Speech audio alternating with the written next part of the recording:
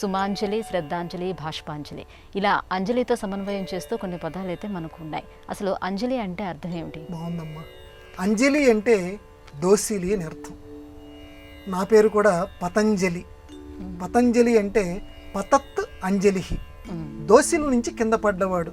ఆదిశేషుడు ఒక మునిగారు అలా అర్ఘ్యమిచ్చేటువంటి సమయంలో సంధ్యావందనంలో ఇలా నీళ్లు తీసుకుని ఇలా వదులుతారు. దానికోసం ఇలా దోసిలు ఇలా పట్టాడు. ఇలా పడుతూ ఉంటే ఆయన ఎందు ఉండేటువంటి అనుగ్రహం చేత ఆ మహానుభావుడు ఆదిశేషుడు ఇలా దోసిల్లో పడ్డట, ఒక చిన్న ఆకారంలో మారి. ఆయన ఎప్పుడైతే దోసిల్లో పడ్డాడో ఒకసారి ఇలా వదిలేశాడు. ఇలా వదిలేసిన వెంటనే పతత్ అంజలి అయ్యారు. అయితే అంజలి అనే పదానికి అర్థం ఏంటి? అంజలి అంటే నమస్కారమే, కానీ ఒక విశిష్టమైన నమస్కారం. ఇట్లా పెడతాం, ఇట్లా పెట్టినప్పుడు ఇలా చేతి వెడల్పు చేస్తాం.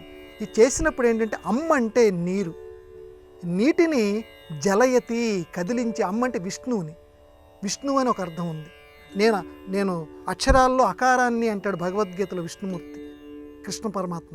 కాబట్టి విష్ణుమూర్తిని కదిలించేటువంటిది అంజలి. అందుకే అంజలికి అంత గొప్పది, బ్రహ్మాంజలి అంటాం. కాబట్టి విష్ణుమూర్తిని కూడా కదిలించేటువంటి గొప్ప నమస్కారం అంజలి. అందుకే అంత గొప్ప విశిష్టత కలిగింది.